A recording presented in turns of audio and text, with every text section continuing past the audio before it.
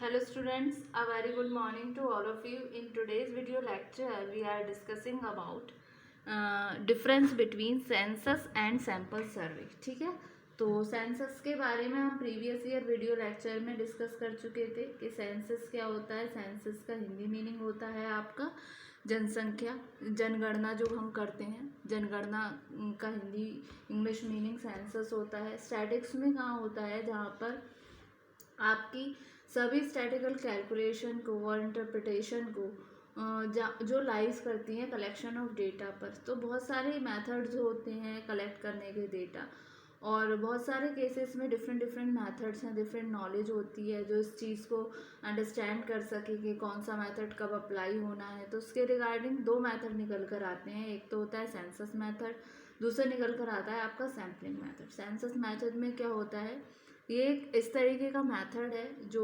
Statistical enumeration के through सभी members जो हैं पॉपुलेशन के उनको स्टडी करता है, एक प्रॉपर सेट बनाता है जिसके रिगार्डिंग हम जनगणना करते हैं। ठीक है, तो हर हमारे कंट्री की बात करें तो गवर्नमेंट कंडक्ट करती है सेंसस ऑफ इंडिया हर 10 साल में। ठीक है, सैम्पलिंग मेथड को भी हम डिस्कस कर चुके थे। सैम्पल क्या होता है, सैम्पलिंग क्या होती है, और इसके टाइप्स आपके 2 टाइप्स के होते हैं, प्रोबेबिलिटी सैम्पलिंग और नॉन प्रोबेबिलिटी सैम्पलिंग। ठीक है, तो अब सेंसस और सैम्पल सर्वे में हम करेंगे ह्यूज डिफरेंस। ठीक है, तो टेबुलर फॉर्म में हमने ये बनाया। सबसे पहला जो कॉलम है वो है आपका बेसिस ऑफ डिफरेंस, फिर आता है आपका सेंसस, देन आता है आपका सैम्पल सर्वे। ठीक है, तो बेसिस ऑफ डिफरेंस में हम शुरुआत करते हैं। सबसे पहला जो बेसिस ऑफ डिफरेंस आएगा इसके डेफिनेशन से।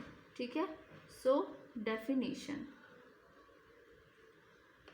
सेंसस की बात करें, ये क्या है कि स्टैटिकल मेथड है जो स्टडी करता है सभी यूनिट्स की, यानी कि सभी मेंबर्स की जो एक पॉपुलेशन में है। जबकि दूसरी ओर सैंपल की बात करें तो सैंपल क्या करता है, एक स्टैटिकल मेथड है, ये सिर्फ स्टडी करता है कुछ रिप्रेजेंटेटिव ग्रुप्स की, पूरे पॉपुलेशन में से थोड़ा सा डेटा कलेक्ट करता है, थोड़ा सा पोर्शन निकालता है, ना कि सभी मेंबर्स की।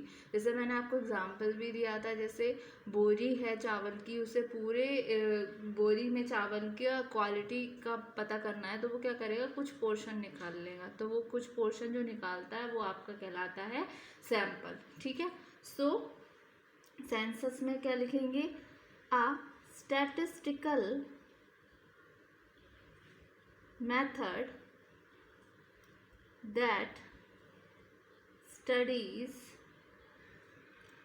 all the units or members of a population।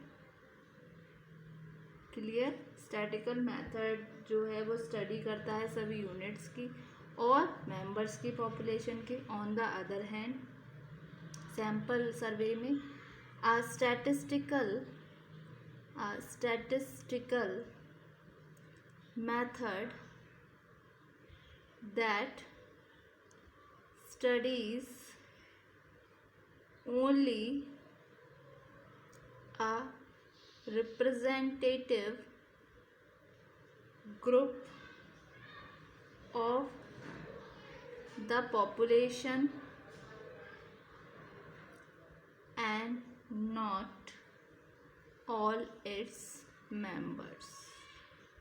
ठीक है, तो फर्स्ट बेसिस ऑफ डिफरेंस में हमारा हो गया डेफिनेशन। अगर हम बेसिस ऑफ डिफरेंस जो सेकंड है हमारा, वो है आपका कैलकुलेशन। सेंसस क्या कैलकुलेट करता है, टोटल पॉपुलेशन को कैलकुलेट करता है, यानी कि जैसे कि इसकी डेफिनेशन में भी है, ये स्टडी करता है आपकी सभी यूनिट्स को, यानी कि सभी मेंबर्स को पॉपुलेशन की। तो कैलकुलेशन में आ जाएगा आपका टोटल या फिर कंप्लीट। ठीक है, दूसरी साइड जैसे कि सैंपल में है कुछ पोर्शन, कुछ रिप्रेजेंटेटिव ग्रुप को, तो यानी कि क्या आपका इसमें आ जाएगा पार्शियल।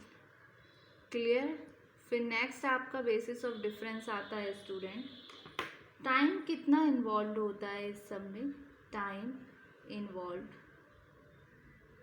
अगर सेंसस की मैं बात करूँ तो ये क्या है, आपकी टाइम कंज्यूमिंग प्रोसेस है। देखिए, हर इंडिविजुअल के हर मेंबर्स को जब हम स्टडी करेंगे तो टाइम लगेगा या नहीं लगेगा। जब हमारे यहाँ जनगणना होती है तो वो डोर टू डोर जाते हैं, जो गवर्नमेंट के एम्प्लॉयज़ होते हैं, तो उनके लिए काफ़ी टाइम कंज्यूमिंग प्रोसेस है। लोगों से बात करते हैं, सर्वे करते हैं, पूछते हैं कि आपके यहाँ कितने डिपेंडेंट मेंबर्स हैं, कितने इंडिपेंडेंट हैं, आपके घर क्या क्या चीज़ें हैं, कितने मेंबर्स अभी न्यू ज्वाइन हुए हैं आपकी फैमिली में, कितने पुराने हैं।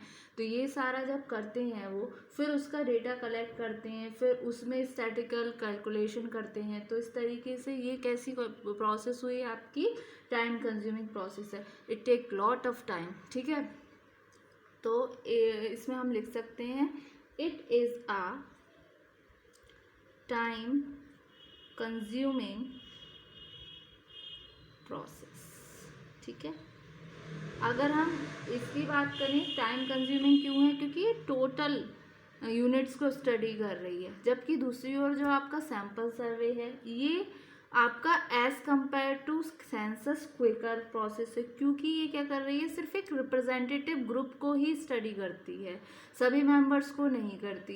ये क्या करती है, पार्शियल स्टडी करती है। तो उसके लिए अगर इसके कंपेयर हम बात करें, जैसे यहाँ पर ये टाइम कंज्यूमिंग प्रोसेस है, तो दूसरी ओर सैंपल सर्वे कैसा होगा, आपकी एक क्विकर प्रोसेस होगी। So it is a quicker process. Clear ये वाला पॉइंट। फिर दूसरा आता है आपका कॉस्ट कितनी इन्वॉल्व होती है, बेसिस ऑफ डिफरेंस। सबसे पहला, इससे पहले हमने किया था टाइम इन्वॉल्व, अब बात आती है कॉस्ट कितनी इन्वॉल्व होती है। अगर हम सेंसस की ओर बात करें तो ये आपका कॉस्टली मेथड है। कैसे, जब सारे लोगों की हम पूरी स्टडी करेंगे, सबको लेंगे, तो टाइम कंज्यूमिंग तो है ही, साथ में इसमें लागत भी लगेगी, तो ये आपकी कॉस्टली मेथड है। दूसरी तरफ ये आपका रिलेटिवली इनएक्सपेंसिव मेथड है, क्योंकि छोटे से ही यूनिट की हम स्टडी कर रहे हैं, तो एज कंपेयर टू सेंसस ये आपका रिलेटिवली इनएक्सपेंसिव मेथड है। क्लियर ये वाला पॉइंट। फिर नेक्स्ट पॉइंट आता है आपका एक्यूरेसी। एक्यूरेसी की क्या बात करें, ठीक है। अगर एक्यूरेसी की हम बात करें, सेंसस में क्या हो रहा है, जो रिजल्ट हो रहे हैं वो ऑब्टेन किए जा रहे हैं ईच मेंबर से। मतलब आप चाहे डोर टू डोर जा रहे हो या एक फैमिली के मेंबर से आपने डिस्कस किया, तो एक्यूरेसी की चांसेस ज़्यादा हैं और एरर के चांसेस ना के समान हैं, बहुत कम है। अगर हम दूसरी तरफ सैंपल सर्वे में जाते हैं, यहाँ एरर आपकी लार्ज अमाउंट में हो सकता है। कैसे, अगर जैसे मैंने जो बोरी और चावल का एग्जांपल लिया था, ऐसा भी हो सकता है जिस शॉपकीपर से हम ये ख़रीदने के लिए जा रहे हैं, वो शुरू में बोरी के ऊपर ऊपर अच्छे चावल कर दे, नीचे सारा कूड़ा करकट भर दे। तो हम तो थोड़ा सा पोर्शन शुरू का लेकर ही एंटायर बोरी का अनुमान लगा रहे हैं कि ये सही होगी, ये ख़राब होगी। तो ऐसा भी हो सकता है कि इसमें एरर ज़्यादा हो। सो इस सिचुएशन में अगर हम एक्यूरेसी की बात करें, इसके रिजल्ट रिलेटिवली इनएक्यूरेट होते हैं due to leaving out of items. मतलब बाकी का आइटम हम छोड़ देते हैं ना सैंपल में लेने से। सो एक्यूरेसी में सेंसस में आएगा the results obtained are accurate as each member is surveyed, so there is a negligible error. दूसरी तरफ the results are relatively inaccurate due to leaving out of items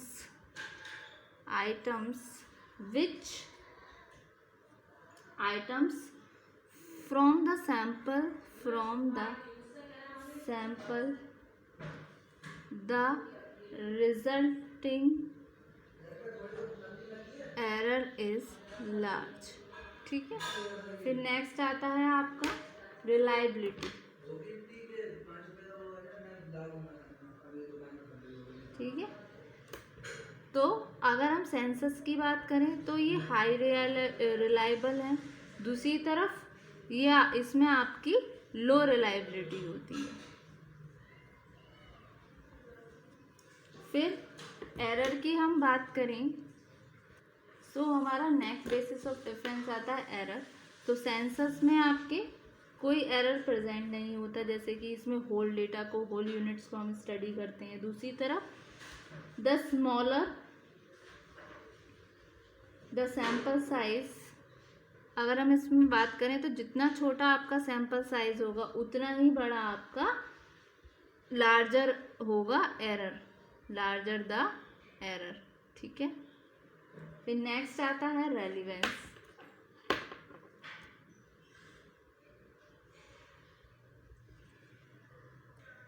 next basis of difference आता है हमारा relevance. तो हम relevance की बात करें तो इसमें क्या होती है आपकी रिलायबिलिटी। अगर सेंसस की बात करें तो ये सूटेड होता है आपका हेट्रोजीनियस डेटा के लिए, मतलब जहाँ पर डेटा अलग अलग सेम ना हो, अलग अलग हो। जैसे कि जहाँ पर स्टूडेंट का बच्चों का अलग ले रहे हैं और एडल्ट्स का अलग ले रहे हैं, सीनियर सिटीजन का ले रहे हैं, तो वहाँ पर तो ये मेथड सुइटेबल होता है। सैम्पल सर्वे की बात करें, ये मेथड सुइटेड होता है होमोजीनियस डेटा के लिए, जहाँ पर एक ही बंदे की एज देख रहे हैं, उसका फीचर्स देख रहे हैं, उसके कैरेक्टरिस्टिक देख रहे हैं, उसका टेस्ट देख रहे हैं और उसका लिविंग स्टैंडर्ड देख रहे हैं, तो यहाँ पर वो सूट करता है होमोजीनियस डेटा। ठीक है। सो रेलिवेंस में हम बात करें, दिस मेथड इज सेंसस में this method is suited for heterogeneous data. दूसरी तरफ सैंपल में this method is suited for homogeneous data। ठीक है।